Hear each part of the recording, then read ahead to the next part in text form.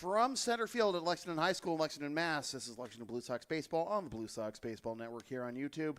Tonight, it's the Sabertooth Expos with a record of 6-1, tops in the ICL, taking on the Lexington Blue Sox with a record of 3-2, third in the ICL, which we hope will actually be the first official meeting of the season between these two teams.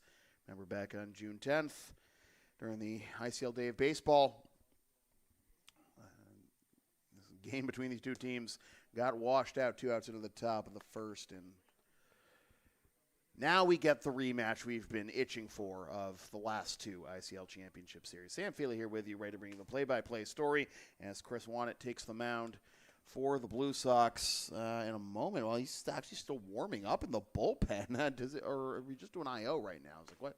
I thought we were doing I.O. already, and the umpires are out there, but Chris is still in the bullpen. That's interesting. I've not seen this much delay. I don't know if he's ready, but Chris Wannett has been probably the Blue Sox best pitcher this season, and they'll need his talents here in this first game, the first official game of the season against the defending ICL champion Sabertooth Expos, who again dethroned the Blue Sox as ICL champs last year in their second consecutive meeting in the ICL Championship Series.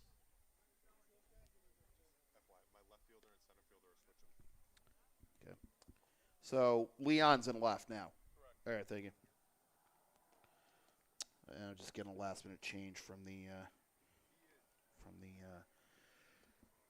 Expos coaching staff. Brandon Anderson just giving me a late lineup change. It actually will affect the top of the lineup, but Chris Wannett taking the mound for the Blue Sox in the blue and red with the white caps, and the Expos in the old school Montreal Expos road grays.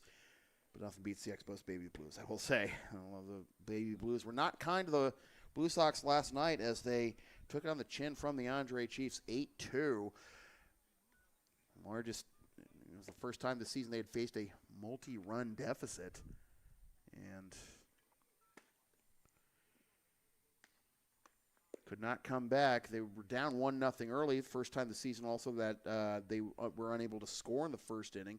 Down 1-0 after one. Took a 2-1 lead, but that was it. It was a combined 3-hitter by 7 Andre pitchers with 12 strikeouts, and the Blue Sox leaving 8 runners on base, all of them in scoring position, leaving runners at second and third in the first, second, fourth, and seventh innings. It's a rough night for the Blue Sox offense, and we'll look to get it back here against the Expos. Entering play 6-1. The Chiefs actually handed the Expos their first loss of the season prior to the Blue Sox beating the Chiefs 20-3, but Expos have got that one back from the Chiefs in their last game, 7-3 win over Andre. Edelson Taveras, the center fielder, originally listed as the left fielder, hanging in there. Yeah. I'm a little busy, man. You can grab the other headset, man. I don't know. Or do you have to pitch tonight? Anyways, Edelson Taveras, the center fielder, originally listed as the left fielder on the lineup card, but has been just switched to center field with Leon Paulino now in left as he swings the first pitch at 7:59. It's popped up into shallow left, and drifting to make the catch is the shortstop Anderson Jimenez for a quick out, number 1. So Taveras retired on just one pitch. Something about the first pitch for Chris Wanted, huh? So 1 up, 1 down. Here is Matt Consigli, the third baseman for the Expos.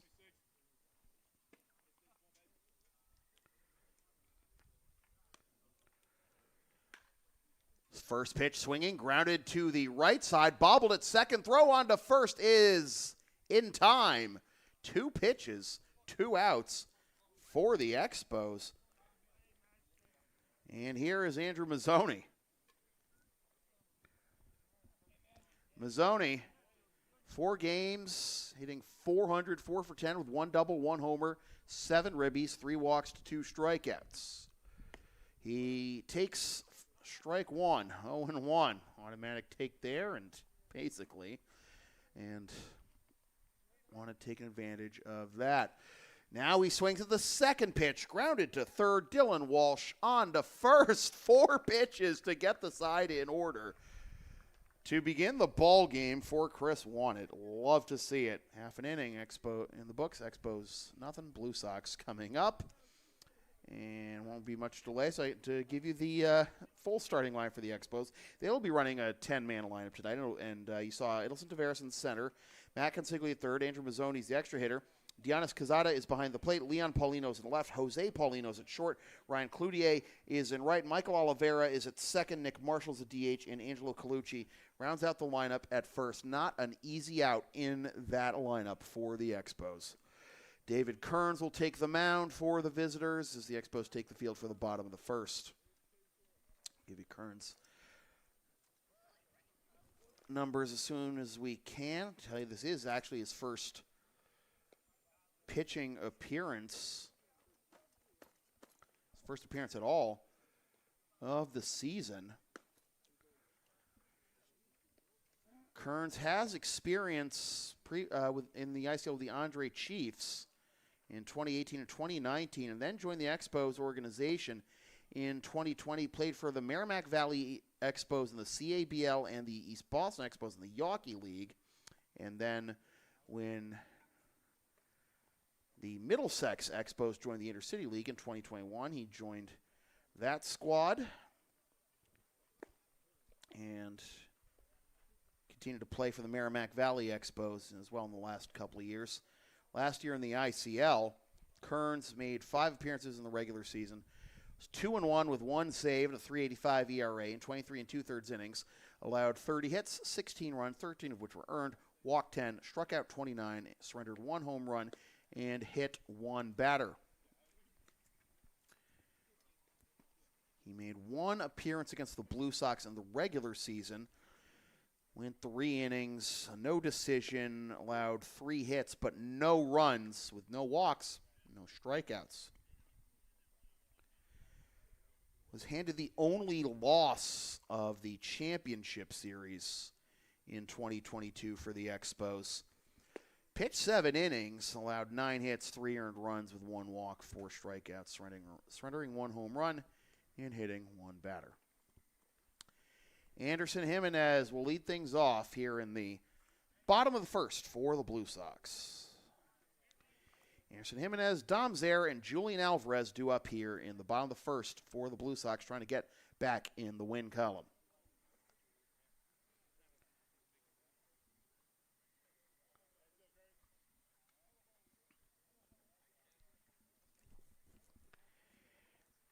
Anderson enters play at hitting .400. On base percentage, 400. And he'll swing at the first pitch, and a slow bouncer, off-balance throw, not nearly in time. Leadoff single for Jimenez. Good effort by Paulino. Took kind of a very short bounce after it landed, and that can throw off your timing as an infielder trying to pick it and maybe try and fire a missile over to first to get Jimenez, but he is aboard. So Jimenez was entering play at 3:08, picks up his 5th hit of the season. They're all singles. Also has 3 RBIs and 2 walks. Dom's there, first pitch swinging into shallow left, and a diving catch in left field by Leon Paulino. Excellent effort. One down. Wow. Lost the hat. You saw the flow. Still made the catch.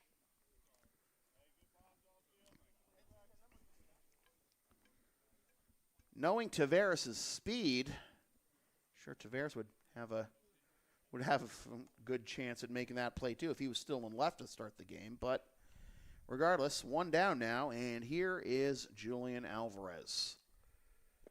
And he takes ball one. Well, team's not shy about swinging early in the count here in the first inning. So Dom's there. He is retired for the first out, and Zare's only hit this season was that grand slam in the 23 drubbing of the Chiefs the other night. As that's down the third base line, it's a fair ball. Jimenez will hold at second, first and second. One out.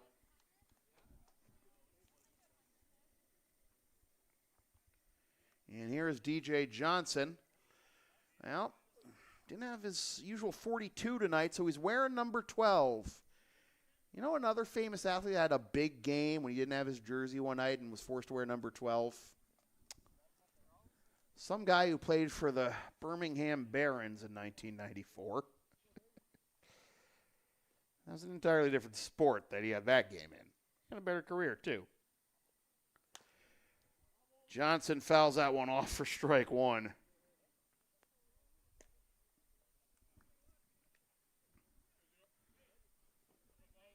Told DJ I've been waiting for the encore after that bomb he hit on opening night against the Bulldogs.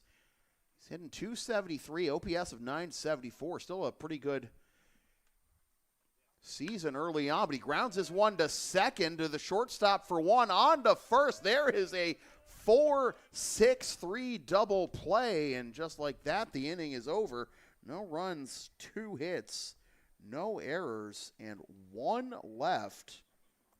Now, might be in for a pitcher's duel. We'll see, but again, kind of looked that way maybe early on last night in the Blue Sox and Chiefs. We'll see if this one's any different. No score through 1 is for the second consecutive game after starting out the season with scoring in the first inning each of the first 4 games. Blue Sox are now scoreless in the first in their last 2. So here's the full Blue Sox lineup. Anderson Jimenez at short, Dom's there in left, Julian Alvarez in right, DJ Johnson is the DH, Austin Maisel is in center, Andrew Salima is at first, Craig Corliss is behind the plate, Brian Acosta is the extra hitter, Pete Dudonakis is at second, and Dylan Walsh rounds out the lineup at third. Mentioned Chris Wannett, the starting pitcher for the Blue Sox. His numbers on the season, this is his 4th appearance. 1-0 in 8 innings, a 1.75 ERA, allowed 7 hits, 2 earned runs with 1 walk, 7 strikeouts, and 1 hit batsman against the Lexington Bulldogs on June 13th. That tough one, the Blue Sox lost 3-2 for their first loss of the season. Went 4 innings, allowed 7 hits, 2 runs, 3 strikeouts, 1 wild pitch. His first time facing the Sabertooth Expos.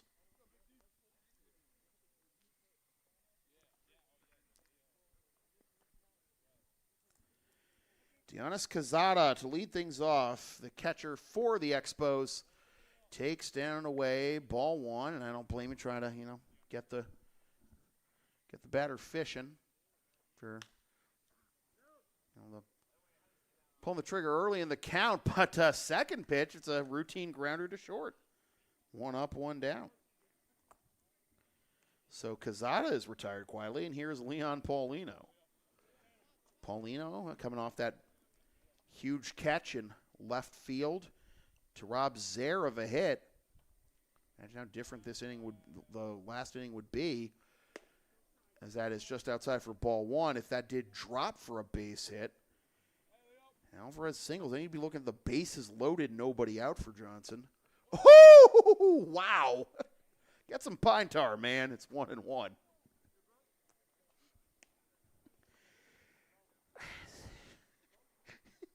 Are the kids still saying yeet these days? Because that is exactly what he did with that bat on the follow-through. Wow.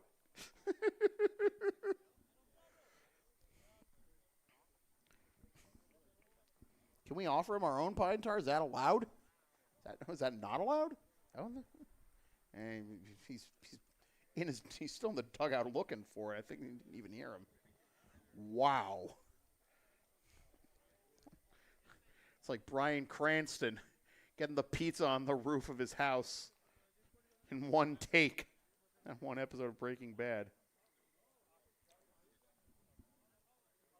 Which, by the way, the owners of that house where the Whites lived in Breaking Bad, they had to build a 6-foot fence around their house after that episode to prevent tourists from throwing pizzas onto their garage roof. Check swing, and it's 2-1. By the way, I have never watched a single episode of Breaking Bad or Better Call Saul. I am cursed with this ability to know inane trivia about shows and movies I've never watched. Fouled off, and it's 2-2. I made a comment the other night, by the way, about isn't it like deeper down the lines at Maplewood than it is here, but it's obviously closer to center field, and down the left field line it certainly is. 337 compared to 345 at Maplewood. Swing and a miss, strike 3. 2 up, 2 down as Juan picks up his first strikeout of the ball game, and here is Jose Paulino. Jose, the Expos shortstop.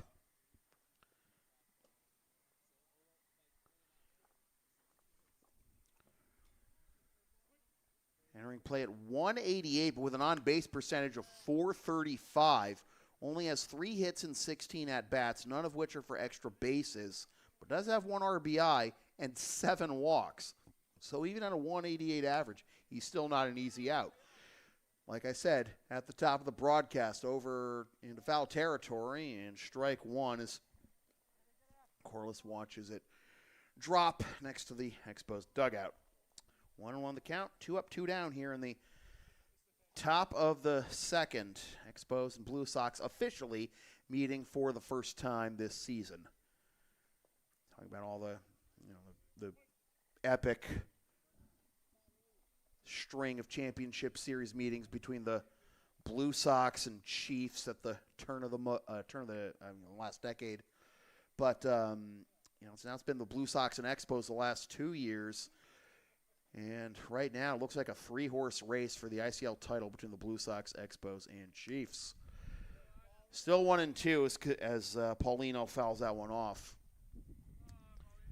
Now, remember, the Chiefs actually won Game 1 of the championships, of the semifinals, rather, against the Expos last year at Morelli, as Paulino pops this one up down the right field line, and that's going to land foul. Means 1-2. And that was an Expos home game. Game 2. Game 3, Expos win to advance to the championship series. And the Expos wore the road grays for Game 2, obviously, at Maplewood. And then they just wore the road grays the rest of the postseason. And there's no designated rule about what's home and away in the ICL, or what is, statement or city or whatever it's called in the NBA these days. I mean, don't get me wrong, white versus gray, great for tradition, but, sometimes you like to mix it up a bit. I realize I'm talking, baseball terms rather than basketball, as that is on the outside corner for strike 3 called. Back-to-back strikeouts for Wannett. First 6 batters in a row are retired to begin the ball game for the Expos. Through $1.50, still no score. There's the London series coming up. It's the Cardinals and the Cubs. Last time MLB had a game in London when it was the Red Sox and Yankees. At least for the first game, it's only a 2-game series. The teams don't play. When the Yankees and Red Sox played, they only played on Saturday and Sunday. The first game, both teams wore white. I don't know if this was the official reason, but near as I could tell, it was basically, you know, a salute to a more popular bat and ball game in England, cricket, because in professional cricket matches, both teams wear white. That's club cricket. In international cricket, teams wear colored uniforms corresponding to their respective nations. But club cricket, all white everything.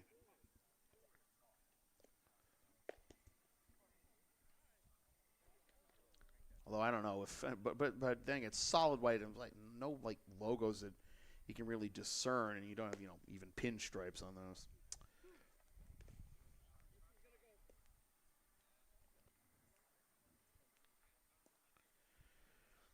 Well, mad props to Tanner Houck for, you know, staying mostly in one piece or getting drilled in the face by a line drive during the weekend series with the Yankees. There's an update from MLB.com that he's undergoing surgery to have a plate inserted into his face. My skull's laced with titanium plates that pass metal detection, yes. Charlie Tuna reference. Austin Maisel will lead things off in the bottom of the second for the Blue Sox. Swings at the first pitch, and it is fouled off for strike one. Only Expos able to work the count a little more against Wannett in that second inning. Both Paulinos doing so, but going down on strikes. Maisel the other way into left field, and that'll get down in front of Leon Paulino for a base hit. Maisel kind of hesitated a little bit, trying to stretch it into a double, but does so anyways. Leadoff double for Maisel. One-time Melrose American, Austin Maisel, picking up his first extra base hit of the season. He's now 6 for 11. Was entering play 500 average, 538 OBP, and that's his first extra base hit of the season, first extra base hit of the ball game, third hit for the Blue Sox. Let's see if they can do anything with it. Could not do anything with first and second, one out in the first, as Cazada will watch that one drop next to the Blue Sox bullpen for strike one. Andrew Salima behind 0-1. Salima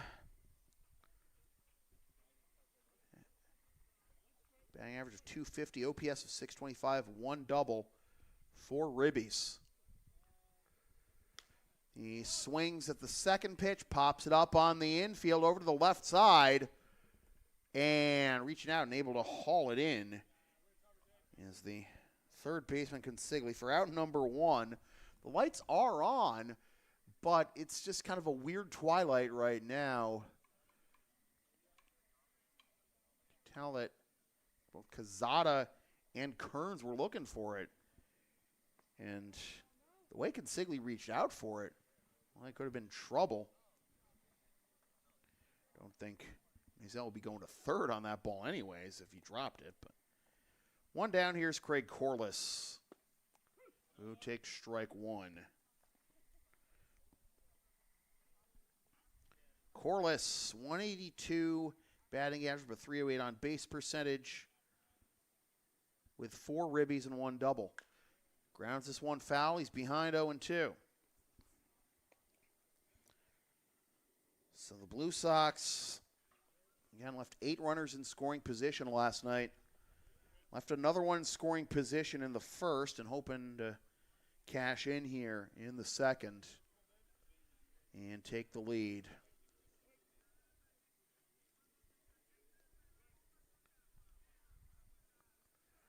Up and in for ball one. 1-2 to the Blue Sox catcher, Craig Corliss, with the EH Brian Acosta on deck. Austin Maisel, the hustle double to lead off the inning. He's still at second. Swing and a miss, strike 3. Slider swept that one across and out of the zone. The first strikeout for Kearns, 2 down. Here's Acosta.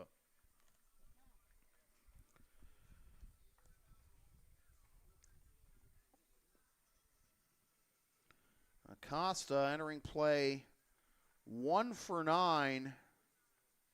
With 2 runs scored, but comes up empty there. 4 strike 1. Costa's only hit came against the Lexington Bulldogs on June 13th in that loss. 0 for his last 4. As he swings, pops this one up. Around, where is it? It's trouble, but it is caught on the run by the right fielder, Ryan Cloutier, for out number 3 that retires the side. Boy. Cazada had me fooled. He was looking for it around home plate and then kept traveling out to right field. But good thing Cloutier saw it. And that'll do it for the bottom of the second. Boy, I feel like someone could get burned tonight defensively.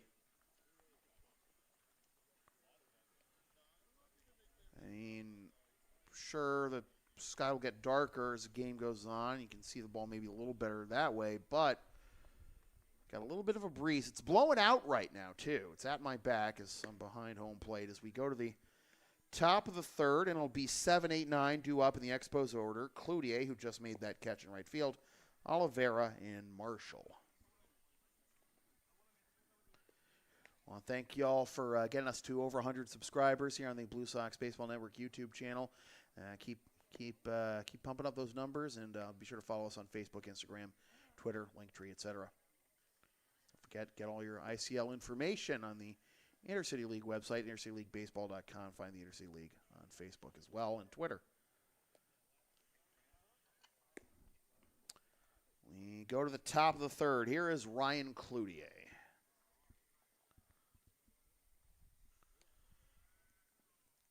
Cloutier enters play, batting .333, 7 for 21, 2 triples, 1 homer, 5 ribbies, 3 walks to 7 strikeouts, 6 runs scored.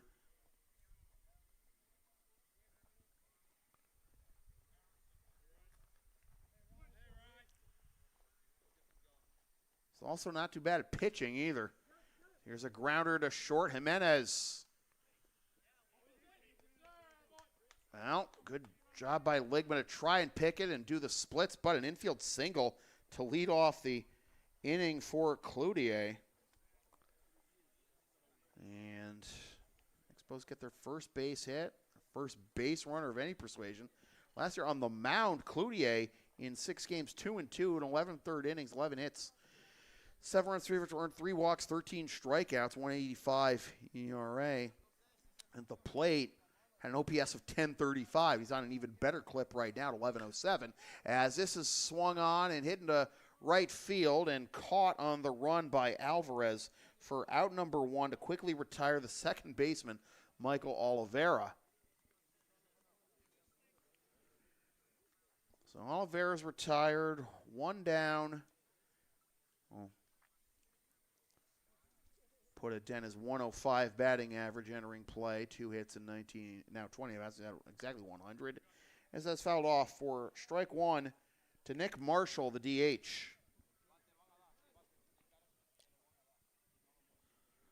Marshall's playing in his 3rd game of the season. He is 1 for 4 of the runs scored in a ribby. That's down and in. 1-1 the count.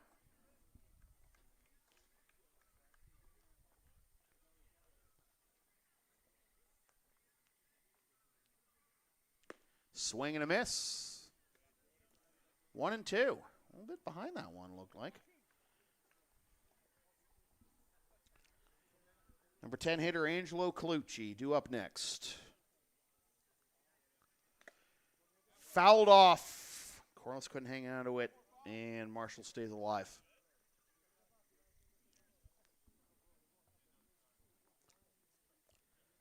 Cloutier, 1 of 1 in stolen base attempts this season. Last year was 17 of 19. So we'll see if the wheels will be in motion at any point here. 1 out, top of the third, 1-2 the count, no score. Runner on first. Cloutier with the leadoff single, first hit of the ball game for the Expos. Quick pitch and just barely able to foul that one off is Marshall. Maine's 1-2.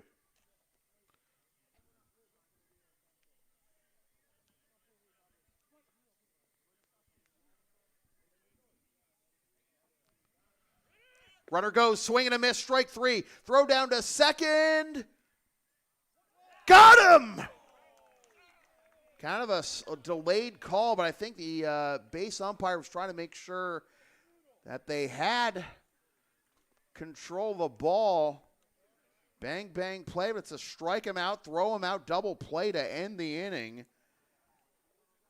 As Wannett picks up his third strikeout. Through 2.5, and we're still looking for our first run.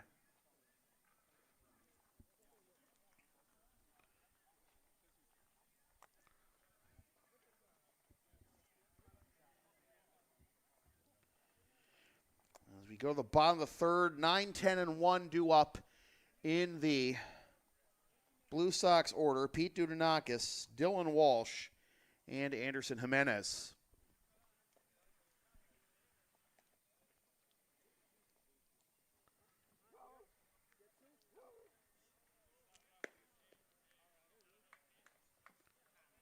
Mrs. Wojtek, where you at?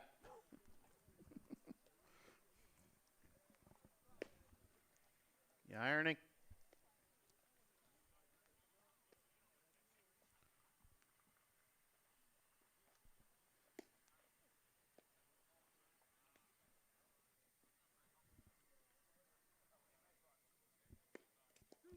Katrina, you and Tina watching? Through 2.5 minutes. This game's only 27 minutes old. Love it.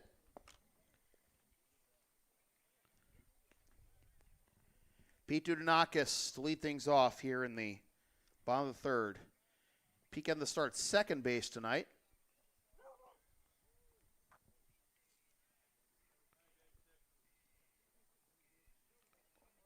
Lane's fourth game, mostly seeing him at third base here in the early stages of his Blue Sox career as he's able to hold up on that one for ball one.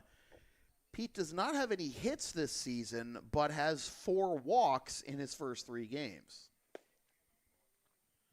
Comes up empty there, 1-1.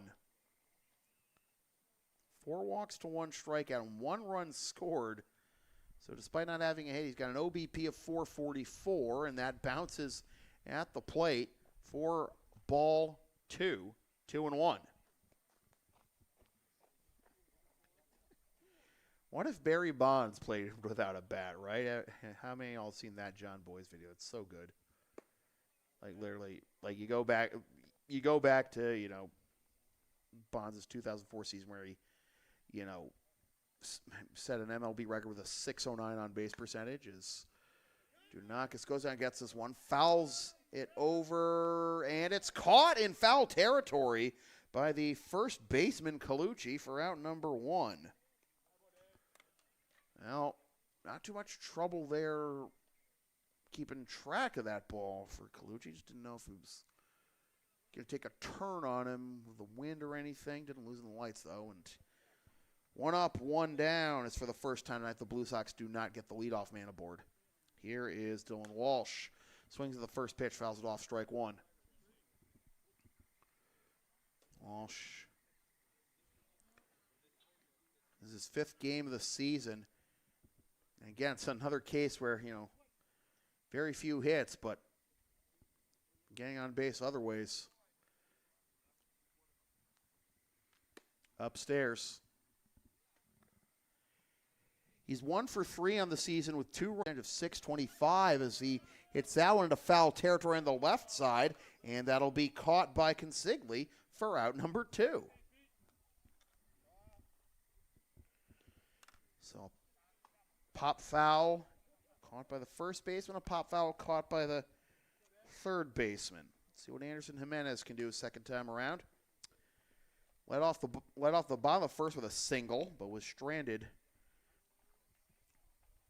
after the double play that Johnson hit into. And Kearns Gets strike one in there. 0-1. That's kind of, dangerous spot to be in as a hitter. Teams have so far. But then you try to be more patient, and now pitcher's in a groove because both pitchers have been in a groove because it's been such a fast tempo to this point. And then you might be looking at strikes. You're trying to slow it down. You might be swinging at balls. We're trying to pick up the tempo again offensively, but ball one as that's outside. Kern's wearing 00 on the back of his jersey tonight. Anderson goes up and gets that one, fouls it off. It's off the aluminum seating there at Harold Krum Field. 1-2 the count to Anderson, trying to get on base for Dom Zaire. Anderson now up to 5 hits on the season with that single in the bottom of the first. He fouls that one off. He actually started the season 0 for 3, but his first 4 hits came in the 2 games against the Bulldogs and Chiefs on the 13th and 15th. But was 0 for 3 with 2 strikeouts last night against the Chiefs. Good battle by Anderson here. Remains 1-2. And, except that one that he swung that was high that he fouled off. That was out of the zone, but,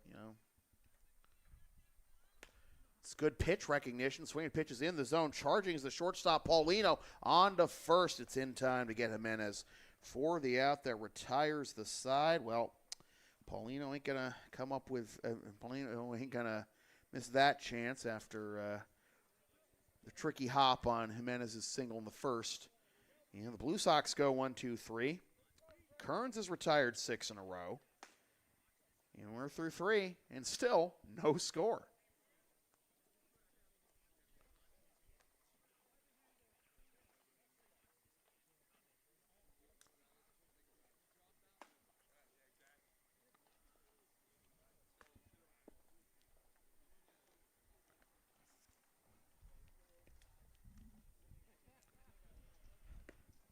Back out there for inning number 4. He'll face Angelo Colucci, Edelson Taveras, and Matt Consigli.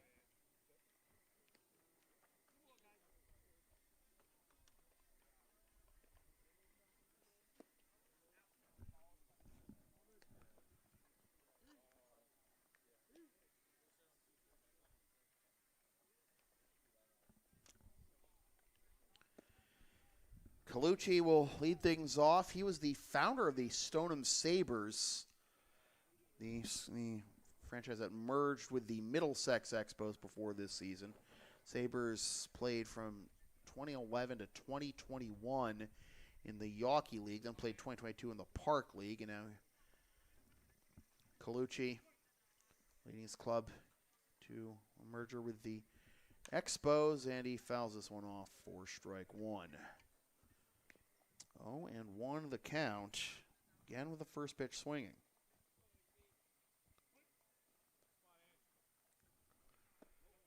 Down away for ball 1, Colucci entering play 2 for 10 with 2 runs scored, 1 RBI, 1 walk to 2 strikeouts. On base percentage of .333, and now he's ahead 2-1.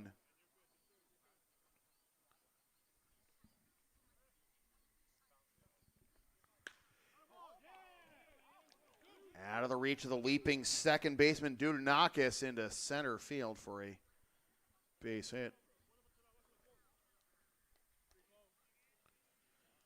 So, for the second consecutive inning, the Expos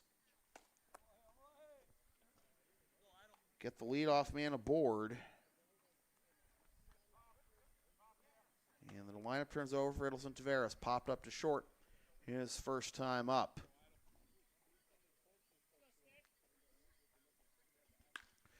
Taveras hits this one into center field, but that will be caught on the run by Maisel for out number 1. Here's Matt Consigli, the third baseman, ground out to second his first time up. So far, no runs, 2 hits, no errors, nobody left for the Expos, and no runs, 3 hits, no errors, and 1 left, 2 left rather, for the Blue Sox.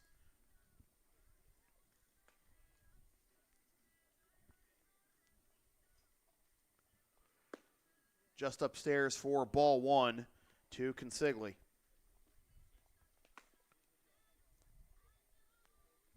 Consigli batting 6 for 17 entering play, now 6 for 18 after that ground out in the first. 333 as here's a grounder to third, on to second for 1, and the throw to first goes out of play. So the Blue Sox get the second out as Colucci is forced out 5-4, but Consigli reaches on the fielder's choice. And the E4 makes him the first Expos runner in scoring position tonight.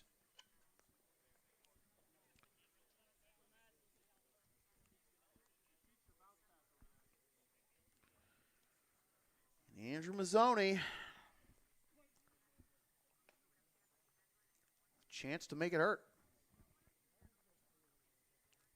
He swings and misses, though. 4 strike 1. Mazzoni in 2021 with the Middlesex Expos, OPS of 1418, 6 doubles, 1 triple, 8 homers, 21 ribbies.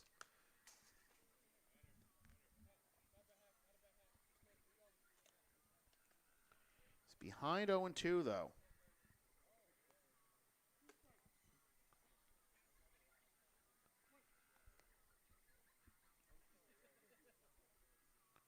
Only played in 3 games the regular season last year, was 0 for 3, though. Fouls that one off.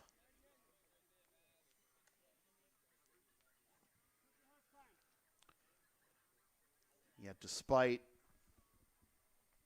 missing that time, Expos got through the regular season and won the championship. First ever ICL championship. They got teams, still got a team in the Yawkey League. They also have a team in the CABL as well.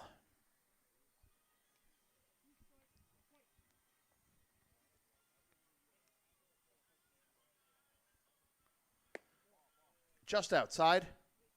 Ball 1, 1-2. To Mazzoni, the 2021 ICL MVP with that 1415 OPS.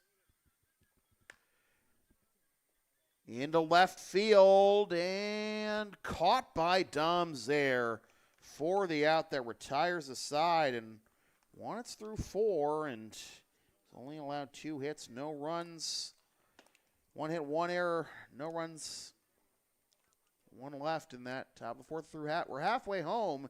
This game is only 38 minutes old. No score.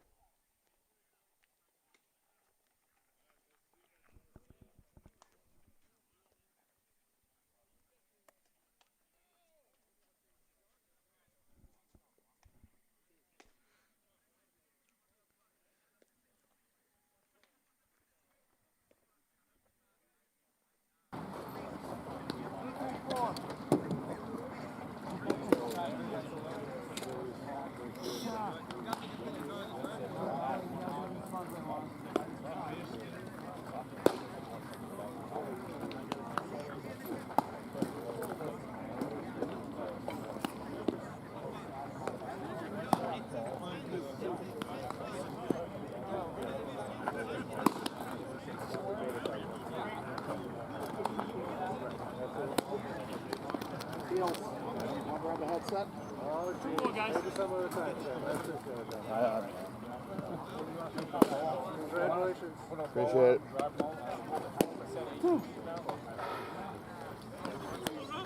Mark, after you throw this down, the ball right by the screen.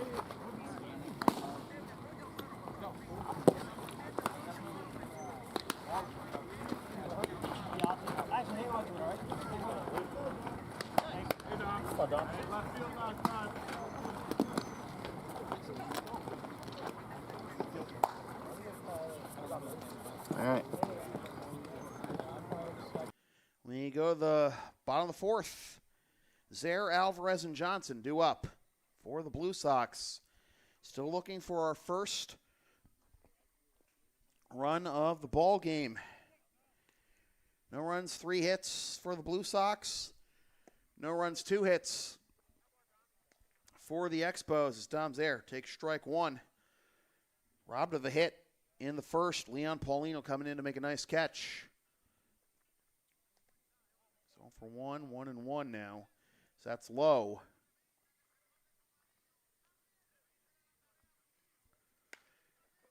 Kind of an awkward contact off the bat there. This is grounded to second and able to beat Zaire with the throw is Oliveira. 4 out. Number 1 here in the bottom of the fourth.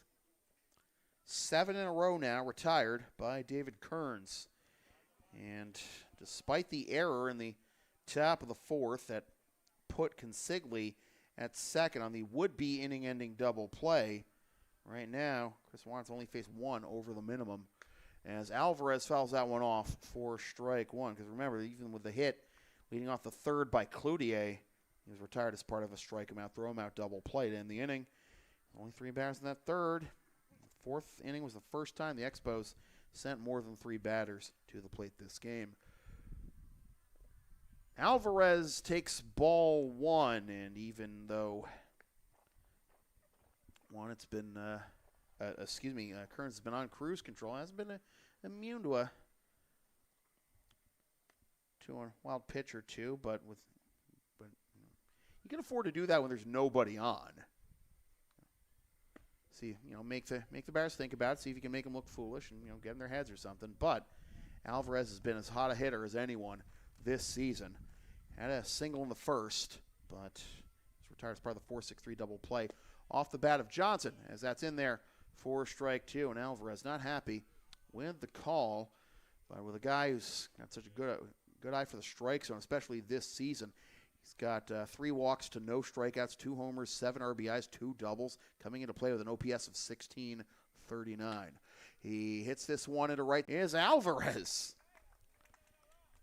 I mean, Cloutier can do it all, and that includes playing his position in the outfield, so it's kind of a tough break to see him misplay that one, but runner in scoring position for the Blue Sox. Alvarez is 2 for 2. Here is Johnson.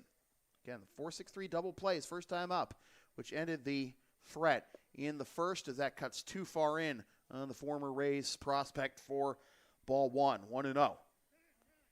Time is called as Alvarez, is he hurt or is he just trying to get his oven mitt on? Okay. All right. When I saw him favoring his wrist from it, I was hoping he didn't get hurt. That would be a brutal loss for the Blue Sox. He was hurt and had to miss some time. As Johnson takes ball 2. Quezada tried to frame it there. He didn't get the call. I thought it would have been good for a strike anyways. Well, now it is 2-1. I actually put a strike on the score bug for that last pitch. You can tell how convinced even I was. And that was a strike. And it is now 2-1 after Johnson swings and misses. Down and in, 3-1. Johnson again with that home run on opening night against the Bulldogs. That's the only extra base hit he has this season. See if he can trade places with Jules here and bring home the first run of the ball game. This is grounded to first. Keeping it in front of him is Colucci, and that'll get Alvarez to third anyways, but now 2 down.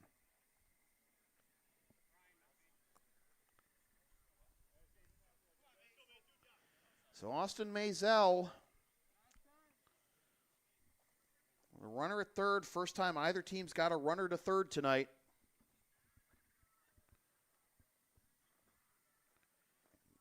Doubled his first time up, leading off the second, was stranded there. And he takes strike 1.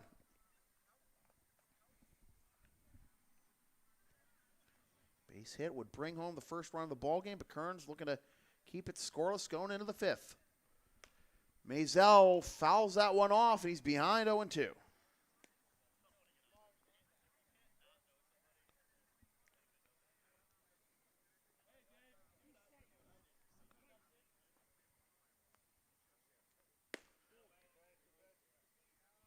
Fastball up and away, 1-2.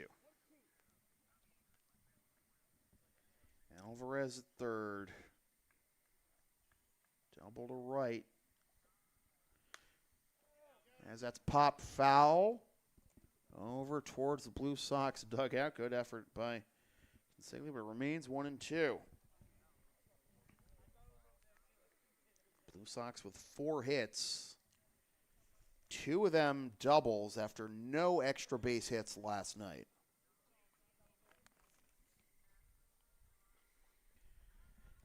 Doubles by the man at third, Alvarez, and the man at the plate, Mazel. 1-2. Swing and a miss, strike 3. The side is retired. Kearns gets out of that one with his second strikeout of the ball game. We're through 4. Still goose eggs on the scoreboard.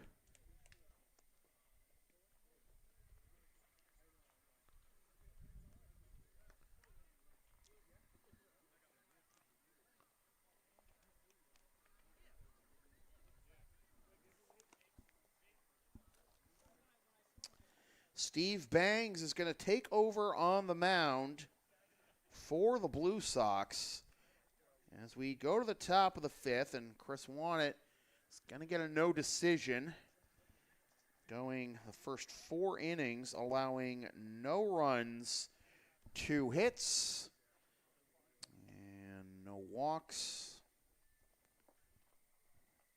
with 1, 2, 3 strikeouts. Good effort by Wannett, but with nobody able to. Blue Sox bullpen can hold off the vaunted Expos offense. Steve Bangs taking over here. Work a 2.80 ERA. Has allowed 5 hits, 2 earned runs, no walks, 8 strikeouts, surrendered 1 home run. That was a garbage time home run by Andrew Caulfield in the 20-3 win over the Chiefs, but got the win with 2 innings of relief. Also got the win in 2 innings of relief against Malden back on June 6th. And in those 2 innings against Malden, allowed 2 hits, but 5 is the 6 outs he got were by way of the K. 5-inning clip so far, and a whip of an even 1. So, top of the 5th, again, still looking for our first run of the ball game. And here's Dionis Quezada. With the open stance, first pitch, downstairs for ball 1. Quezada grounded out to short, his first time up, leading off the 2nd. And that's inside 2-0.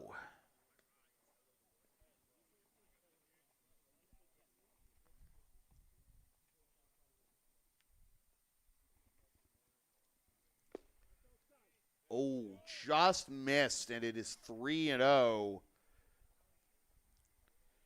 Now, Bangs, last season for the Blue Sox, pitched in 7 games and was 1-1, 14 2/3 innings as he catches the inside corner for strike 1, 3-1.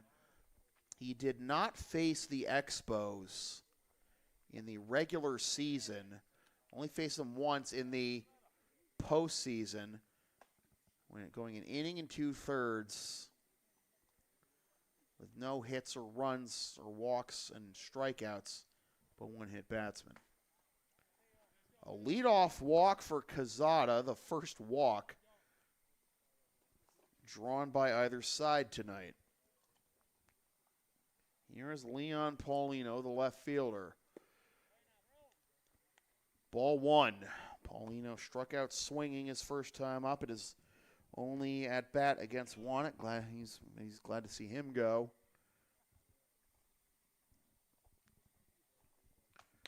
Grounds this one to first. Salima back to second for 1. On to first, and Quezada is retired.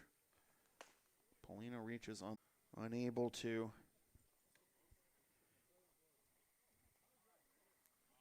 complete a double play. 1 double play they did complete was a strike him out, throw him out double play. So Leon Paulino at first for Jose Paulino, who struck out looking his first time up. And that'll be low for ball one. Runner at first still. One out here in the top of the fifth. A scoreless ball game. The antithesis of the games these teams have been playing lately this season. Blue Sox beating the Chiefs 23 and losing them 8-2. A lot of high-scoring games the Expos have been playing as well. A couple of those against the Chiefs, in fact. Here's your pitcher's duel. Still haven't hit the hour mark yet. As the runner goes, the pitch is low and away, and a great jump by Paulino will get him a stolen base, get him into scoring position with a 2-1 count to Jose. 2-1 the count. Leon Paulino picks up the steal. Runner in scoring position for the second time for the Expos. That's outside 3-1. Ryan Cloutier on deck. For Leon Paulino, that is his second steal of the season. Now he's going for third. The pitch is low and away, and he's going to get a steal of third, too, as Jose picks up the walk. So Paulino steals second and third in the same at-bat. Now it's first and third for Ryan Cloutier. But first, conference at the mound.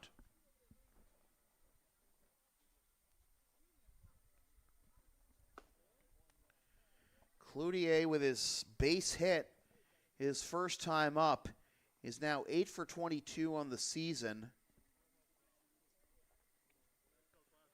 Along with 2 triples, 1 homer, 5 ribbies, 3 walks, 7 strikeouts.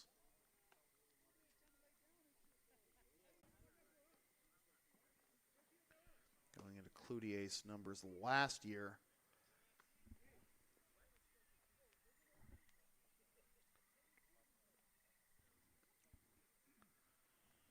Against the Blue Sox in 5 regular season games, had an OPS of 1258 with 10 for 17, 1 double, 2 ribbies, and 5. Expos begging for a balk call there. Saw Jose dancing off of first. Didn't get it. Runner goes. Pitch is fouled off, and it's 0-2. Hit and run was on. Cloutier fouls it off. 0-2.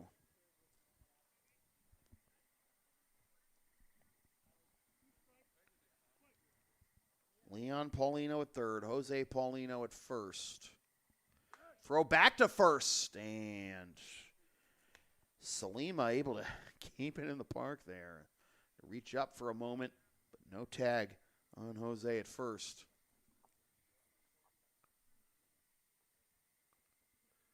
Fouled off again. And now it's Leon's turn to dance off of third and try to induce a balk.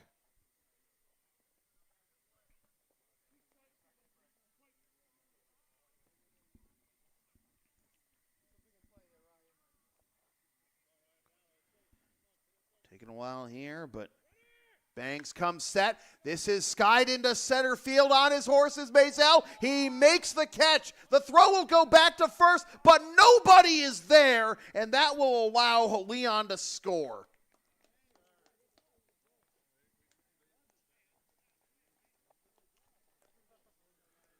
Sack fly RBI for Ryan Cloutier. And the Expos lead 1-0.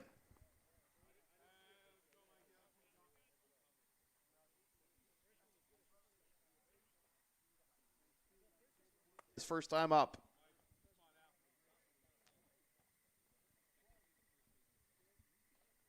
Swing and a miss for strike one. I mean, I can understand going back to first because if you get the runner at first before, if you get Jose at first before Leon crosses the plate, innings over and no score. And now it's 0-2.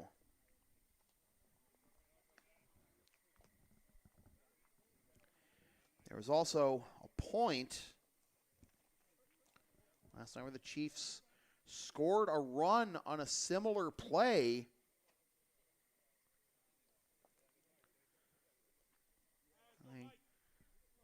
Blue Sox tried to get a runner on a fly ball they were never going to get. And that allowed the runner from third to score.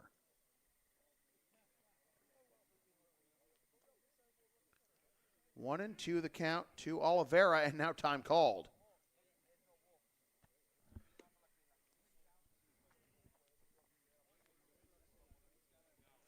See if I can find the play I was referring to. Oh.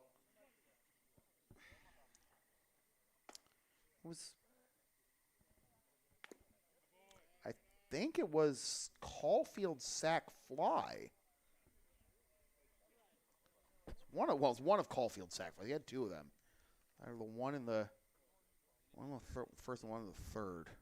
One of those plays. Full count now all of a sudden. 3-2. But yeah, it was.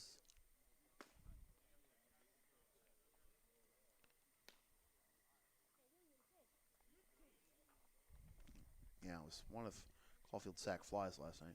So full count. Jose's going to be off with a pitch here.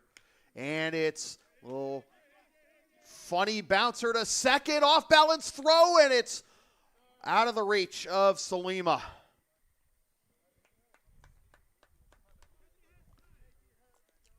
Took a brutal couple of corkscrew hops on its way to second. Dudonakis did what he could. But it is first and third, and Paulino running with the pitch is able to get to third. Runners on the corners, and that's going to do it for Steve Bangs. And Borja Jones-Barasaluthe is going to take the mound and see if he can get out of this. Just the one run on the board for the Expos.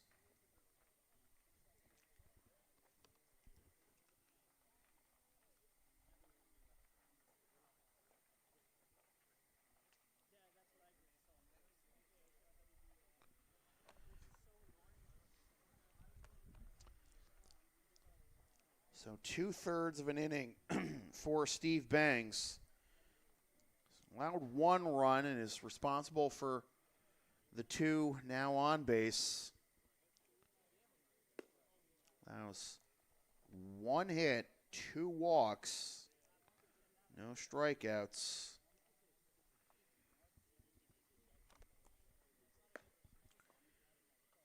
And Borja on the mound again with first and third, 2 outs. Designated hitter Nick Marshall is due up. Borja making his season debut last season for the Blue Sox. Borja in 10 innings allowed 7 hits, 2 earned runs, walked 6, struck out 12. 6 walks he issued were the most he allowed in a season since 2015 when he allowed 7.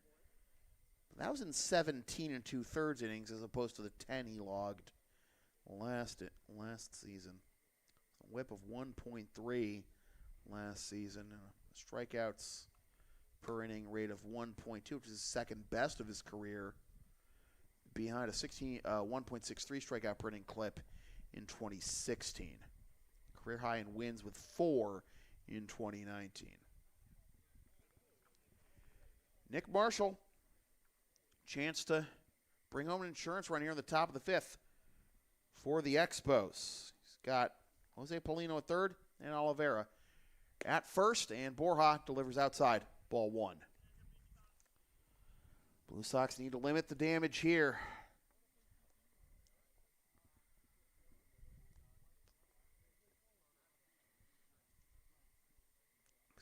Expos got what they wanted. Some what they want. One run. They want more, though, as Borja gets the inside corner for strike one. Last couple of times the World Baseball Classic has come around, Borja's been in the pool for the Spanish national team. Unfortunately, Spain didn't make it to the WBC this year.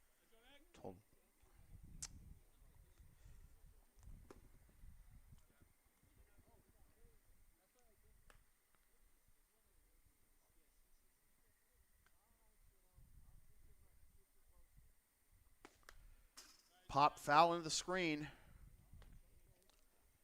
2-2.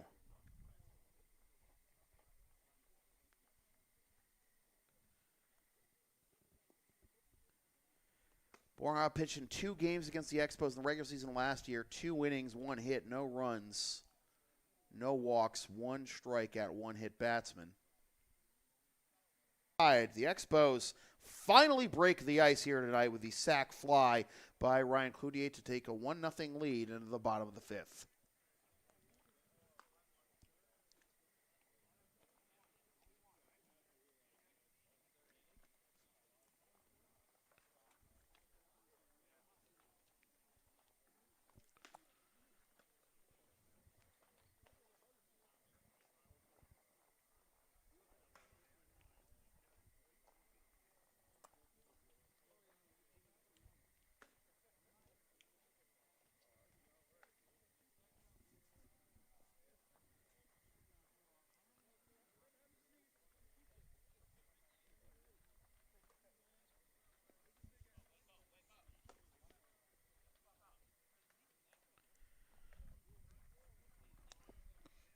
Well, Blue Sox fans were out in force night in the chat. They 80% of our 5 voters. Well, the Blue Sox are going to win this game, but the Expos taking the lead. Top of the 5th, 1-0, and Kern's back out there for the bottom of the 5th. The Blue Sox will send Salima, Corliss, and Acosta to the plate here. Trying to pull even.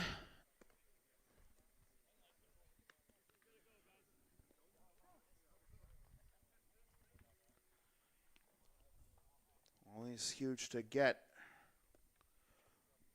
a win. It's a real good team like the Expos, especially one that, came at the Kings and they did not miss last year. Blue Sox want the crown back, but right now, take one batter at a time, down their final 9 outs. Salim to lead things off. Popped up to third. His first time up.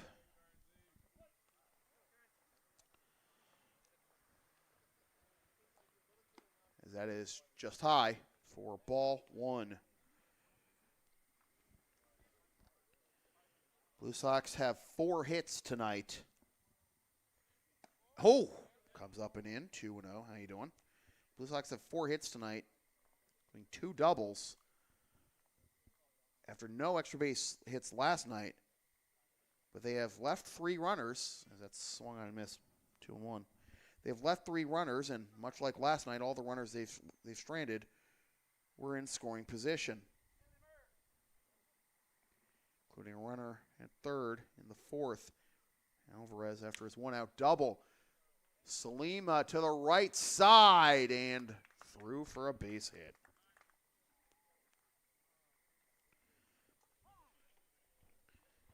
And time is called, and we are going to have a pinch runner for Salima.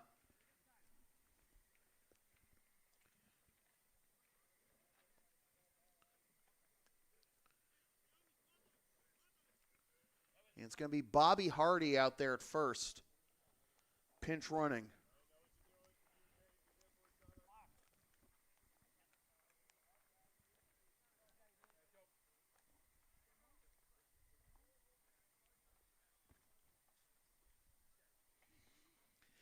So Hardy pinch running for Salima at first as Corliss squares, gets it down, but foul? Yes? Strike 1. like a game of chicken between Cazada and Corliss there. Died right outside the line next to the box.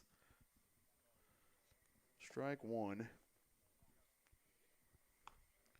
Hardy doing the right thing, though, and running all the way to second, because if that somehow rolls fair, he can get there safely.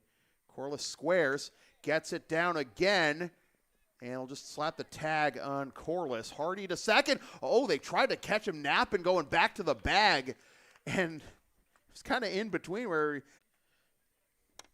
Oh, okay, good. I thought I lost my internet connection completely for a moment, but we're good. All right.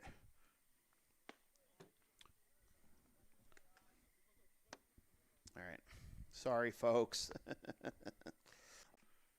1-2 the count.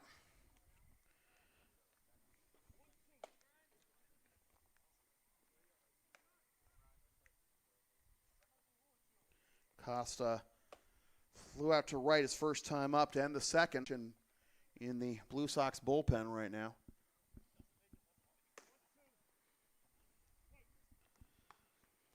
So Hardy at second after pinch running for Salima, who led off the inning with a single. Acosta wanted time, didn't get it, swings and gets it up the middle for a base hit. Here comes Hardy to tie the game.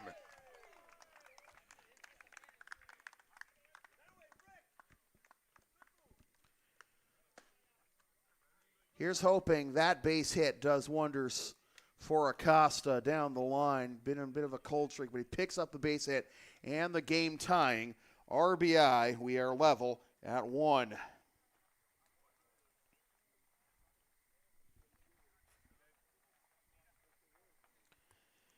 So Acosta at first. Here's Pete Dudonakis. Takes low for ball one. Acosta takes off for second, and he is out.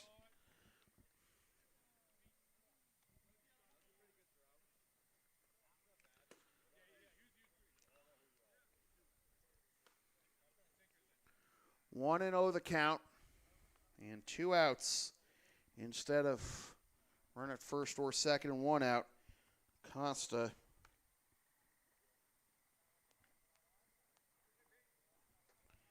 is retired. Start over again here. 1-0. 2-0 now to Dudonakis. I want to give up to first his first time up. Little looper into center, but coming in to make the catch is Hiddleston Taveras for the out that retires the side. Blue Sox tie the game with 1 run on 2 hits. Leave the bases empty. Back to where we started after 5. 1-1.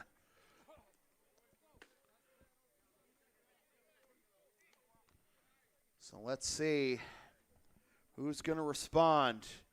The inning ends up being a wash.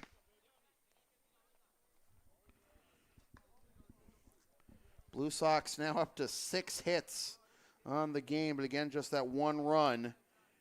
Salima will poke into right field, out of the reach of the second baseman, Oliveira. Pinch run for by Hardy. And believe it. Tuck, is that Nate at first? Nate, okay. It's just the only. Is Hardy in the field or is he done? Is Hardy in the field or is he done? No. No. All right. Just figured I'd ask. All right. So Nate Wolf is now in the game at first defensively. So we go to the top of the 6th. And Angelo Colucci. And a base hit is first time up back in the 4th. We'll lead things off, and maybe it's going back to the dugout. I guess just because Borja wasn't done with his warm-up. All right.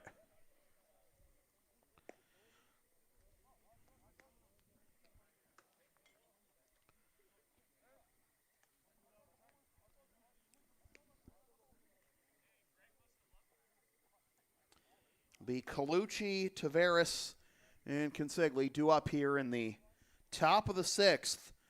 Expos taking a 1-0 lead in the top of the 5th. Blue Sox equalizing in the bottom half.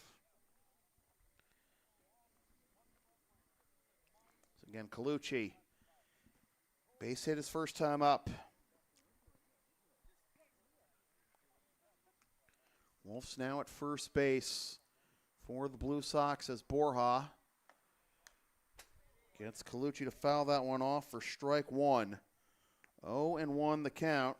So Blue Sox looking to get back in the win column. Alternated wins and losses, their last 4. 1-1.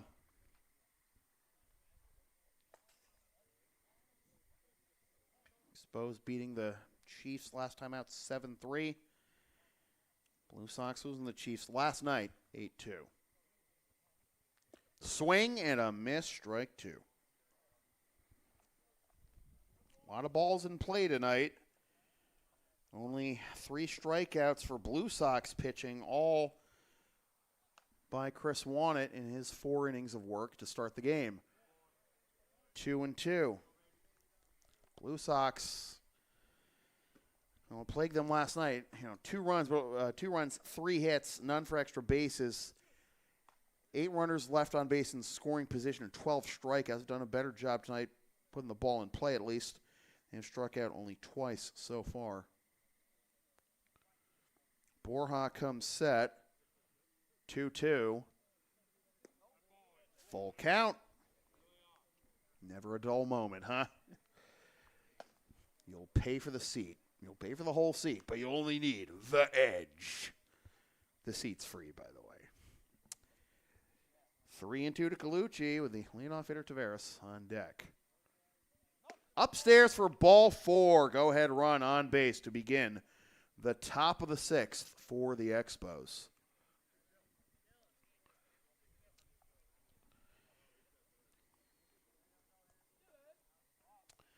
So it's now 4 consecutive innings that the Expos have gotten the leadoff man aboard. Cloutier in the 3rd with his leadoff single, the first base runner of the ball game at all for the Expos. Colucci in the 4th with a single. Cazada with a walk in the 5th. Now Colucci with a walk in the 6th. As that is in there on the inside corner for strike 1, jackknifed Taveras a little bit. And he's behind 0-1. Taveras looking to get on base for the first time. 0 for 2. Pop up to short in the 1st, leading off the ball game. Fly out to center his last time up in the 4th. Down and in, and the count will even at 1.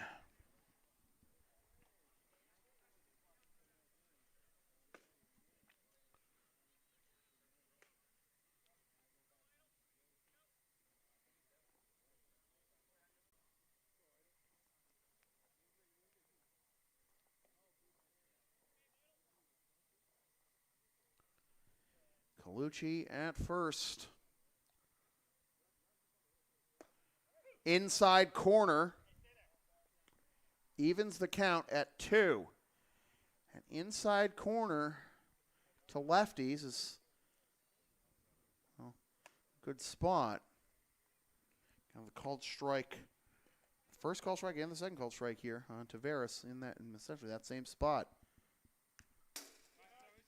Foul straight back. We'll do it again.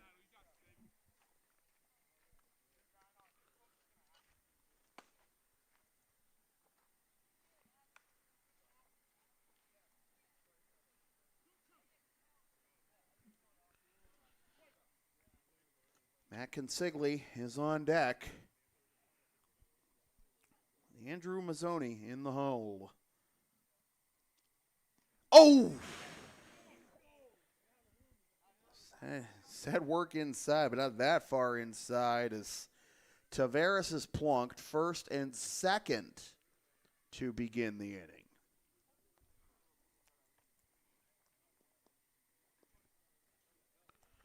And we're going to have a pinch runner for Colucci, but Home umpire said, hey, where are you going? I'm going off for a pinch runner. You want to call time first? There you go. Okay, so we got a pinch runner at second for Colucci's. We'll have another conference at the mound.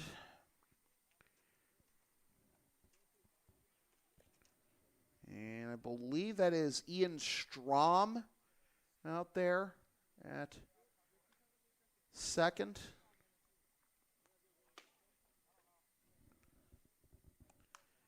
Strom, well, this season as a batter is only 1 for 10, but has 3 steals, which is tied for second on the team.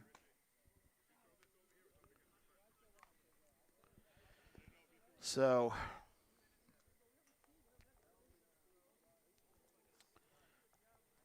speed threats at first and second.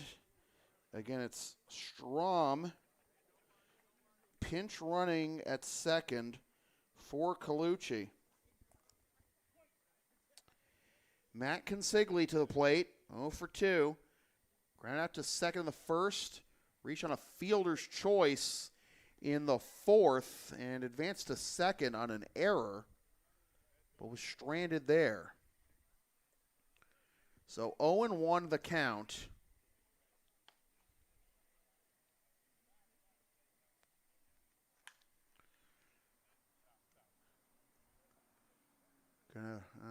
Both Wolf and Corliss giving it a look, but it's 0-2. Again, still nobody out in the inning. And Andrew Mazzoni due up next.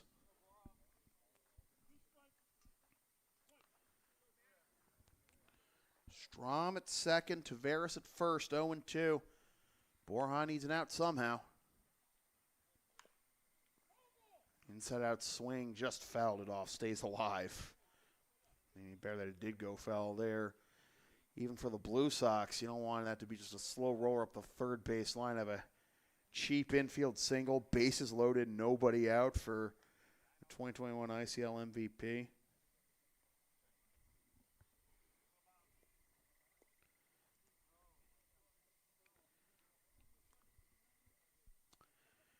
Count remains 0-2 to Consigli.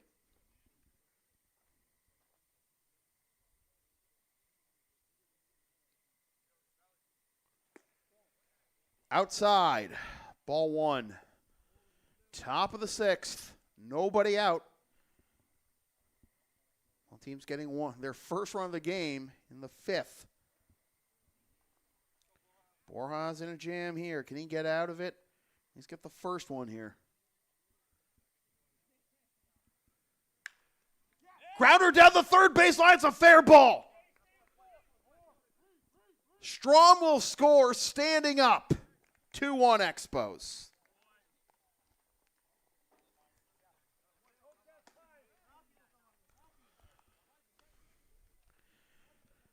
I don't know how dewy the grass is right now, but that did not travel very far down the line. Certainly not far. Certainly didn't travel as far as I thought it would with that sound it made off the bat. It's just a single, but it gives the Expos the lead back. Pitching change now for the Blue Sox. Sigley with the RBI single, bringing home Strom. Tavares up to second.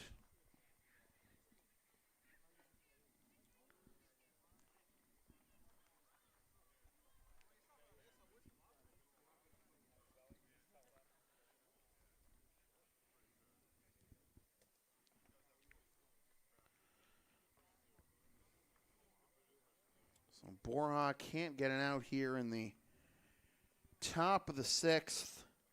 Walk, hit batsman. Single brings home a run.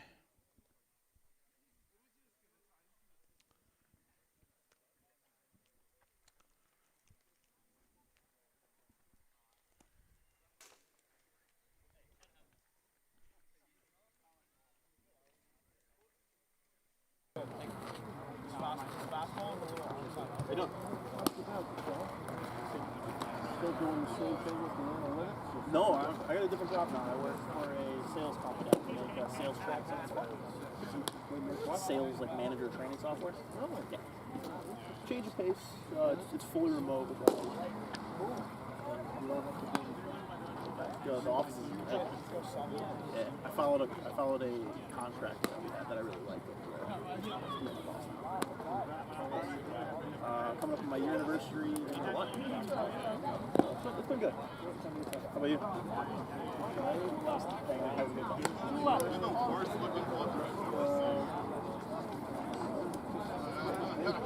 Hanging out, going to the state.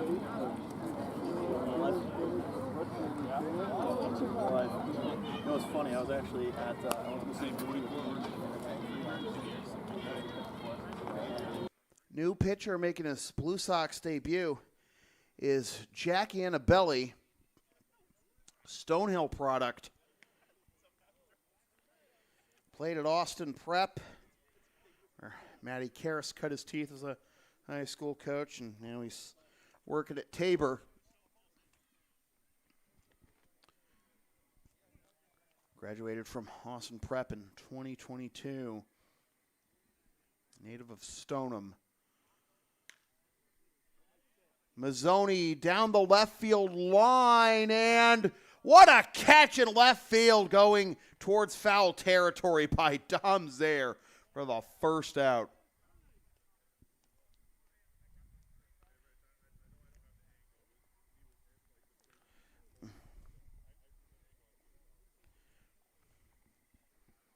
Dom with a huge catch there.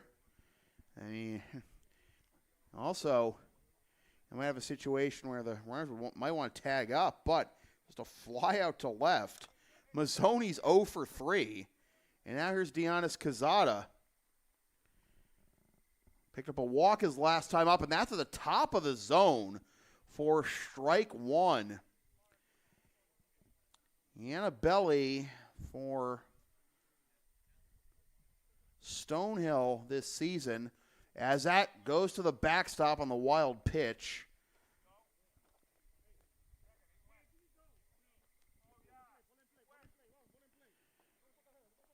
Rick DeAngelis hoping for a swing on that pitch, but umpires ruled he didn't go.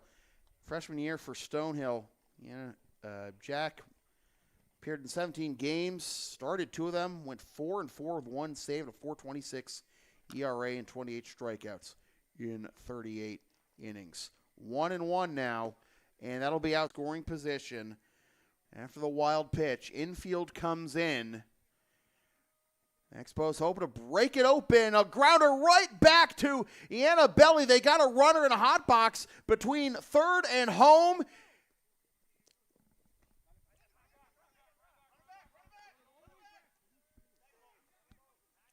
He's out. What? What's going on here?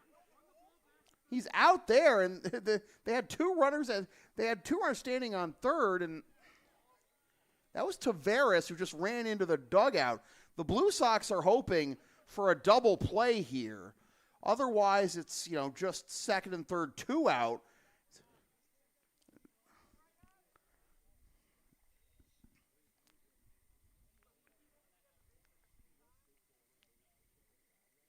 Now the umpires are conferring. I mean, there's no run is going to score here. It's going to be at least 2 outs, but is the inning over?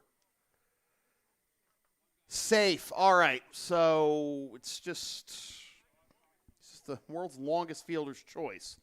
Gotcha. So Tavares is out. Cazada got all the way to second.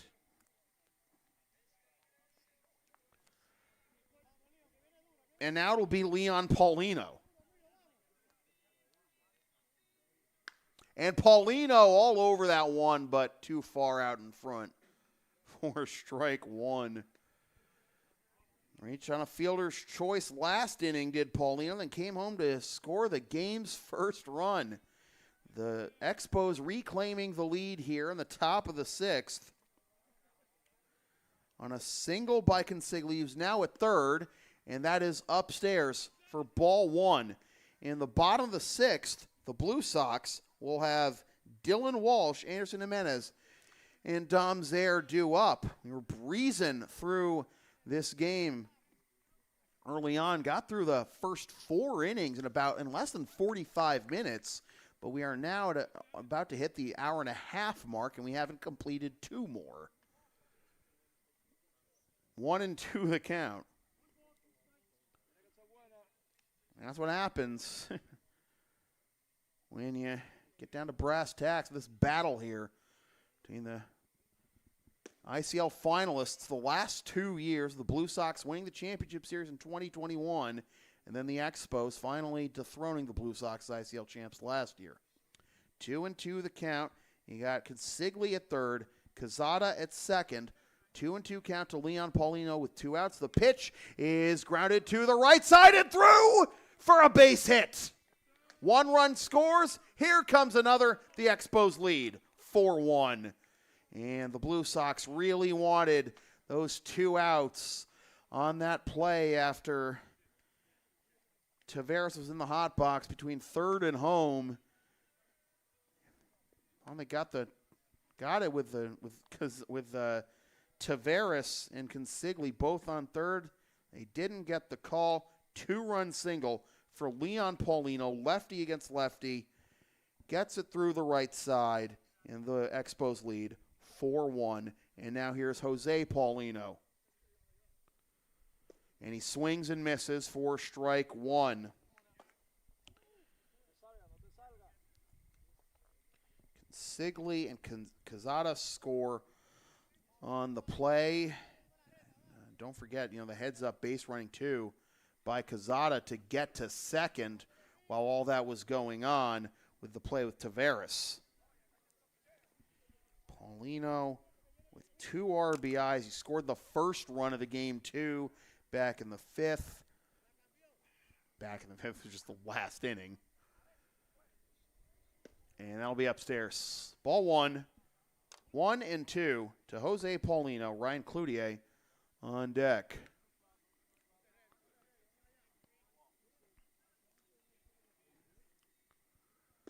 That's in there for strike 3 called, and the side is retired. But Leon Paulino's base hit gives him his 6th and 7th RBIs of the season and give the Expos a 4-1 lead after 5.5.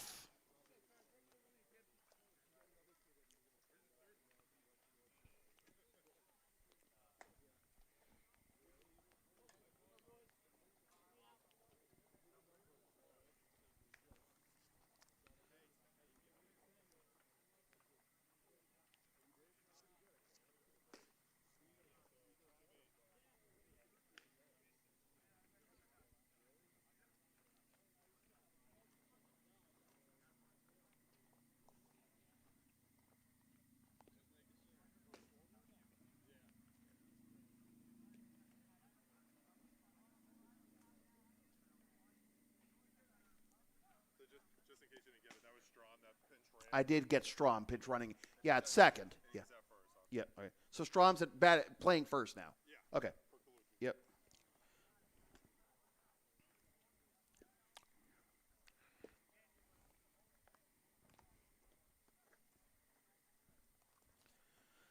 So after pinch running for Colucci and scoring the go-ahead run, Strom remains in the game to play first base. Kearns back out there for the bottom of the 6th as the Blue Sox once again finding themselves down multiple runs late and needing a rally. Again, tonight they've been doing a better job of putting the ball in play. Only 2 strikeouts tonight compared to 12 last night against the Chiefs, sending out a new arm every inning. But Kearns, even though only with the 2 strikeouts, 6 hits allowed, but just the 1 run. The Blue Sox left 3 runners in scoring position, all in scoring position tonight. I think we got a pinch hitter for Dylan Walsh. Swing and a miss. For strike 1.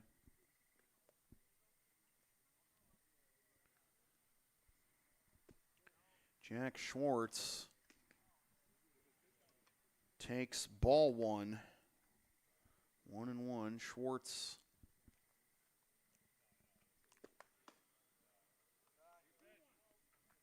No, Schwartz? Oh, he nailed it.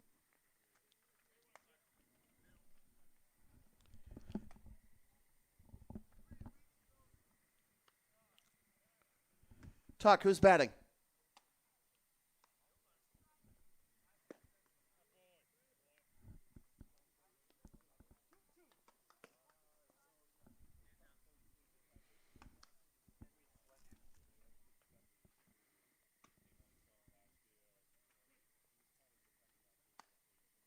Swing and a miss for strike three.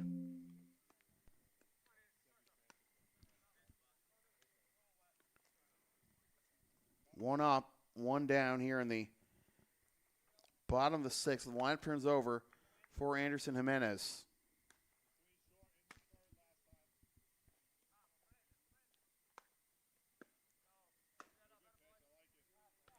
Outside for ball one to Anderson. 1 for 2 with a single and a ground out to short. Fouled off. The count will be 1-1.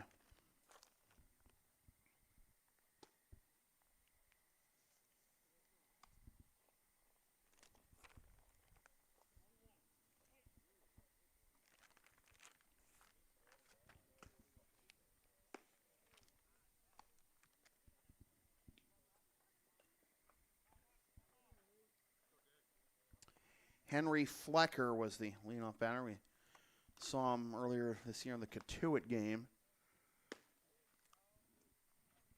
3-1 to Jimenez.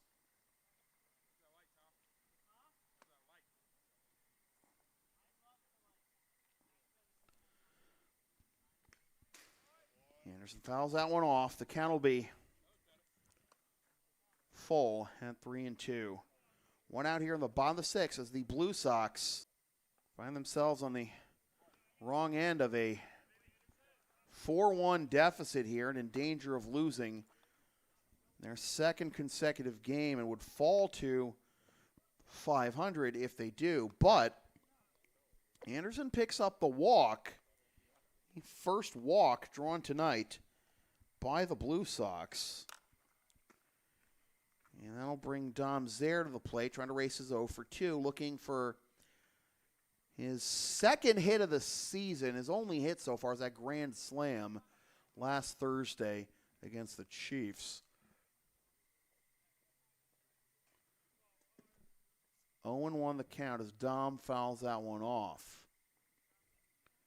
You'll have to see a Dom bomb, but that wouldn't be enough to tie the game right now. Julian Alvarez is on deck if Dom can get on. He fouls that one off, and the count will be 0-2. He wishes he didn't make contact there. Might have had enough time for Anderson to take second. Swing now and run, as Ross Curley once said from the on-deck circle.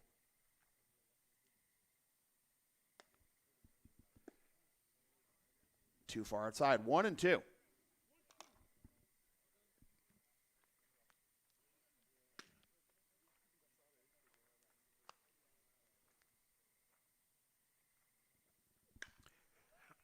Into right field and caught by Cloutier for out number 2.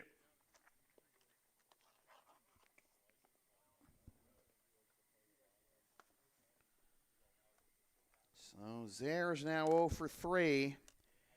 And Julian Alvarez, 2 for 2, single and a double so far.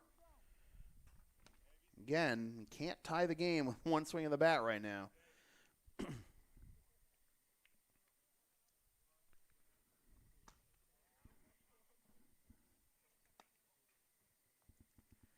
Alvarez fouls that one off for strike 1. In the top of the 7th, the Expos will have Cloutier, Oliveira, and Marshall due up.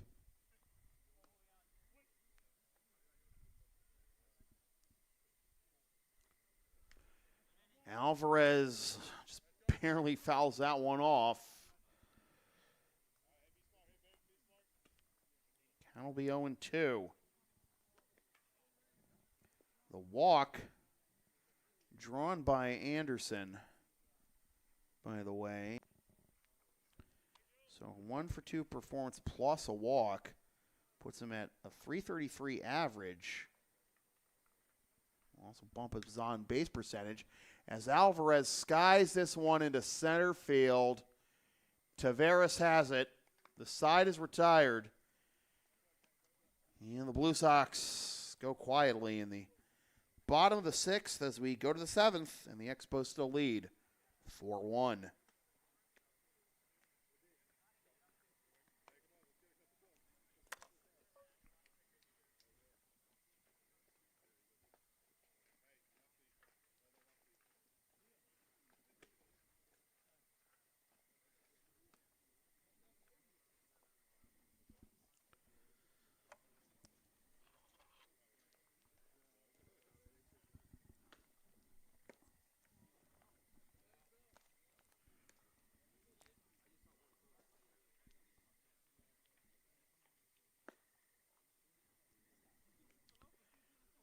We've got a number of changes for the Blue Sox.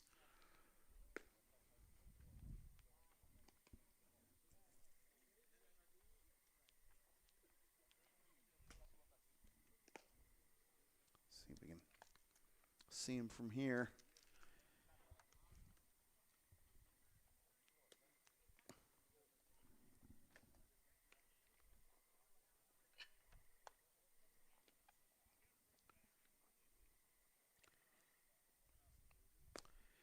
Looks like that's Flecker at second, and now Dudonakis has moved over to third.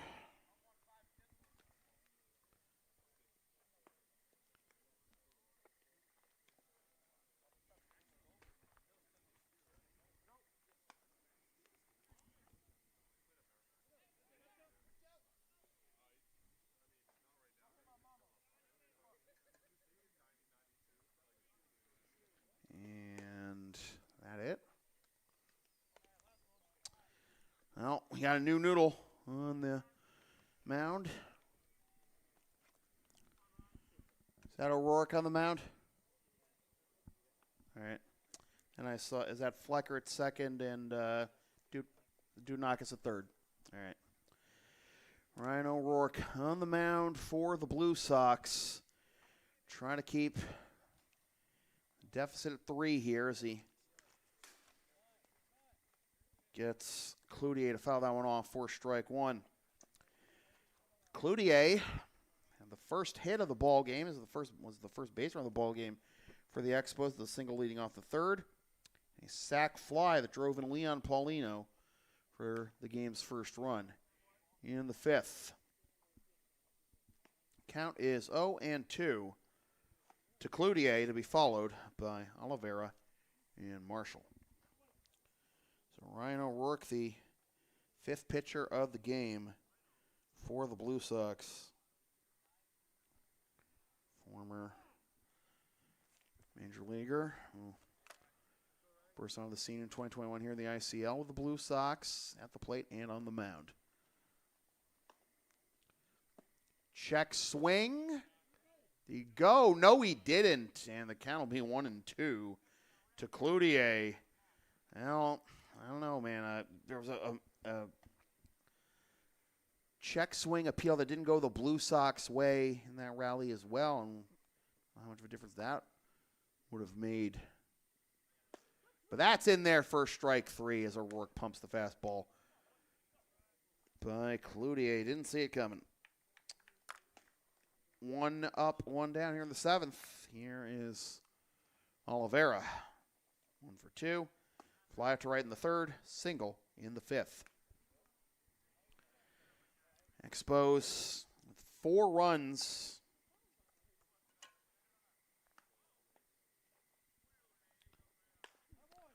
On 5 hits, that's grounded to 3rd. Dudonakis fires on to first. Low throw, but an excellent pick at first. Nate Wolf preserves the out there. 2 down. Nick Marshall to the plate for the 3rd time, hoping to get on base for the 1st time. Struck out swing in the 3rd. Ran out to 1st in the 5th, and that'll be in there for strike 1. In the bottom of the 7th, when the Blue Sox will be down their final 3 outs, they will have DJ Johnson, Austin Maisel, and Nate Wolf due up. Lifted into center field on his horses. Maisel back to the fence, and he runs it down for a 1-2-3 inning for Ryan O'Rourke. And we go to the bottom of the 7th, closing time for the Expos. The Blue Sox need 3 to tie, 4 to win. Can they do it? We'll find out. Or are they going to take their 2nd straight loss and go to 3-3?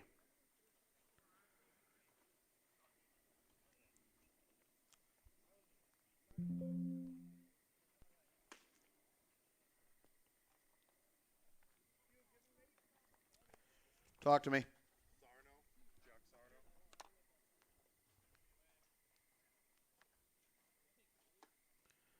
Jack Sarno is the new pitcher for the Expos, making his season debut.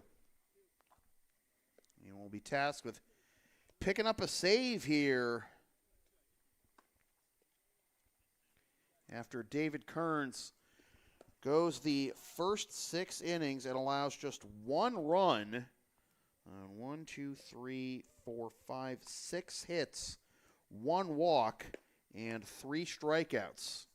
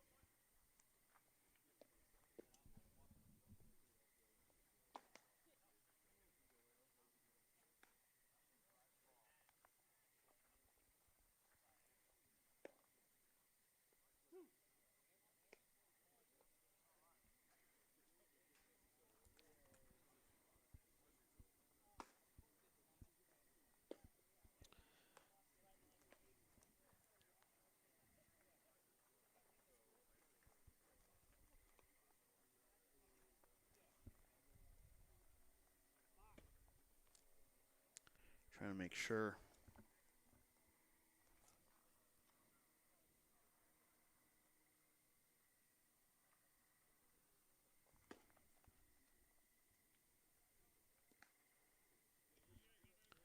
Got the assignment of the runs right, but right now it's going to be Borja on the hook for the loss, and Kearns in line for the win. And if Sarno can avoid giving up 3 runs here, he would pick up the save, as that is down and in for ball 1 to DJ Johnson. 4-6-3 double play in the 1st, ground out to 1st in the 4th. Upstairs, 2-0 to DJ.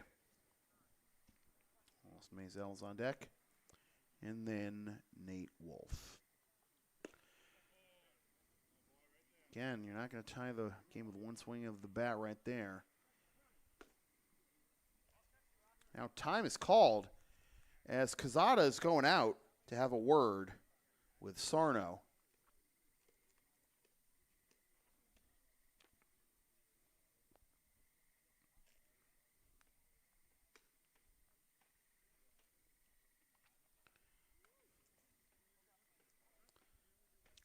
Sarno's a big guy, and he is only just now about to enter. He's going to be entering his senior year at St. John's Prep. He's 6'7", 225. He just finished his junior year. And now DJ calls time. He is not committed, but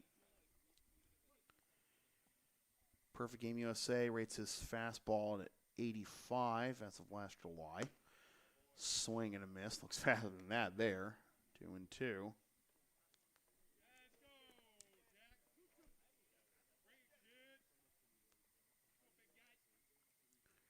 Two-way player at St. John's Prep.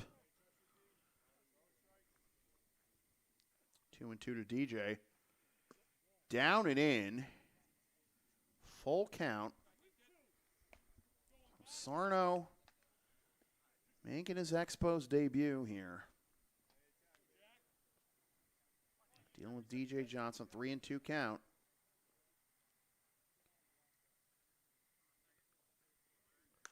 DJ pops this one up, foul, and will get behind me. Well, after a deflating loss last night to the Chiefs, Blue Sox, down their final 3 outs, but a little bit more than reach. What can DJ do here? Down and in for ball 4. He gets a leadoff walk. Huge start there. And I was going to say, we're going to have a pinch runner for DJ. It does not look that way. So DJ draws the second walk of the game for the Blue Sox. And here's Austin Maisel, double in the second, strikeout swinging in the fourth. Upstairs for ball 1. Rick DeAngelis is an alumnus of St. John's Prep. I'm sure he would like to have.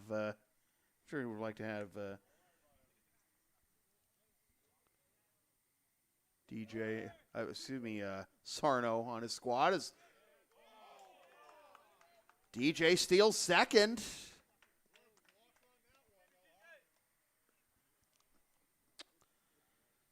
He's in scoring position, and just checking the count. Looks like it's 1-1. It is, in fact, 1-1. But DJ in scoring position after the stolen base. Pete Fraze, of course, played at St. John's Prep as well. Runs too far inside, 3-0. No one warming yet for the Expos, but that might change if Maisel can get on somehow. Nate Wolf on deck.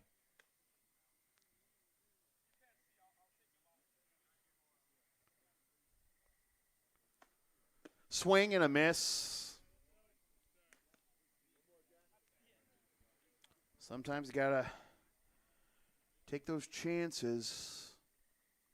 Don't blame him there, but it's now 3-1.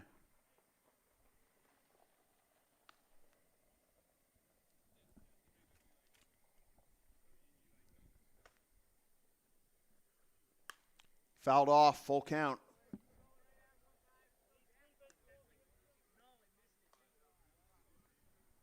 See, that improves the picture somewhat. I had backlight compensation on this whole time. Looks better in the daylight, but not here.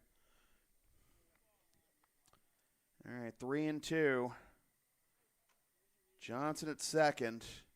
Sarno comes set. Swing and a miss, strike 3. A slider going down and in. Maisel down strikes for the second time. Here's Nate Wolf. One down here in the bottom of the 7th. Wolf comes up empty for strike 1. Wolf getting his first at-bat of the ball game after Salima went 1 for 2, and then Hardy pinch ran for Salima and scored with so far the Blue Sox only run. Up and away, 1-1.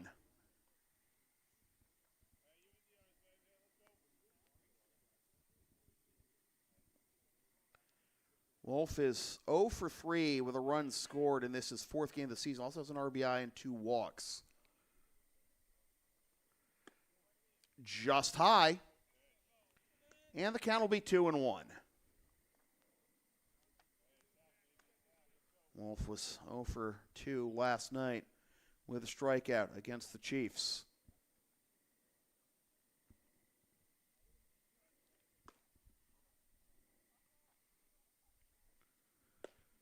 Inside corner, strike 2.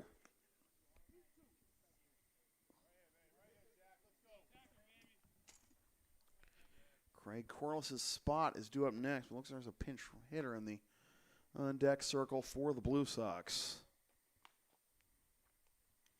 2-2 the count, runner at second, 1 out. Sarno delivers. High for ball 3. Another full count for Sarno.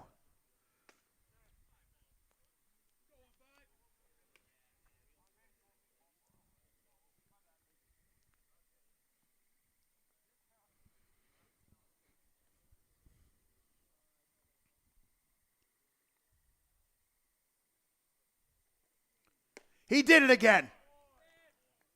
Back-to-back case. 2 down. And Patrick Casserly, the last hope for the Blue Sox tonight. So after Corliss goes 0 for 1 with a strikeout and a sac bunt, Casserly will try to keep the line moving for the Blue Sox as head is up and away for ball 1. Throw back to second, and again, it's a closer play than it had to be. Johnson here lollygagging back to second with 2 outs. You know, the Blue Sox down to their final out, too. 1-0 the count to Casserly. Swing and a miss. Strike 1 to Pat.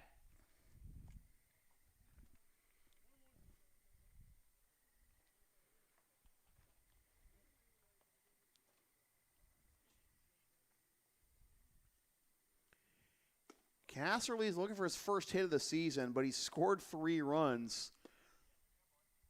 He actually has 4 walks, no strikeouts, 1 RBI, been hit by a pitch. So, average of 0, but an OBP of 556,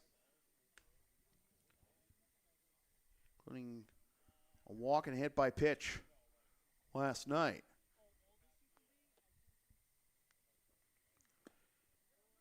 Three and 1. Every batter Sarno has faced so far has gone to 3 balls.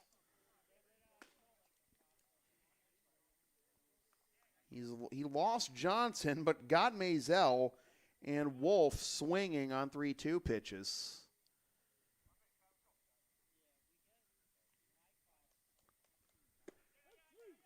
Strike 3, that's only strike 2, isn't it?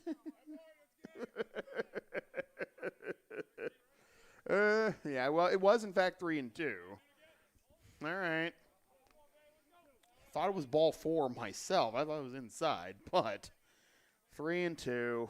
Oh boy, this is not a good night to be a Blue Sox. 3-2. Fouled off. No.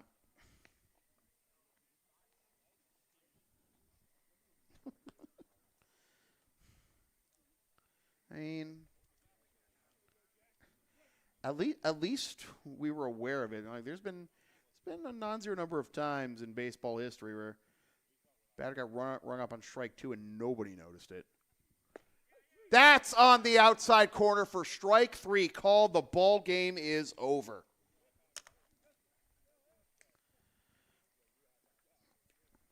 So Sarno gives up the leadoff walk to Johnson, faces a 3-ball count to each of the 4 hitters he faces, but strikes out Maisel and Wolf and Casserly in order. And in a game that took 1 hour and 58 minutes, the winning pitcher is David Kearns. He's 1-0. The losing pitcher is Borja Jones Barceluthe. He's 0-1. The save goes to Jack Sarno, his first save of the game. Expos win 4-1. The final totals for the Expos: 4 runs, 5 hits, none of them for extra bases, and 3 left. And 3 left. And for the Blue Sox, 1 run, 6 hits, and 5 left. And again, the Blue Sox leaving 4 runners in scoring position. 4 of the 5 runners they left in scoring position after leaving 8 of the 8 they left on base last night. In scoring position, the Expos improved to 7-1. The Blue Sox fall. And again, with this 3-horse race, you imagine it's going to be between the Blue Sox, Expos, and Chiefs. You've lost your last day that way, as the Blue Sox have Melrose here at Lexington High Thursday night, 8 o'clock first pitch here on the Blue Sox Baseball Network on YouTube. Don't forget to subscribe. Don't forget to follow and support us on Facebook, Instagram, Twitter, Linktree, and the Intercity Leagues on Facebook and at IntercityLeagueBaseball.com as well. Once again, the final score from center field at Lexington High School.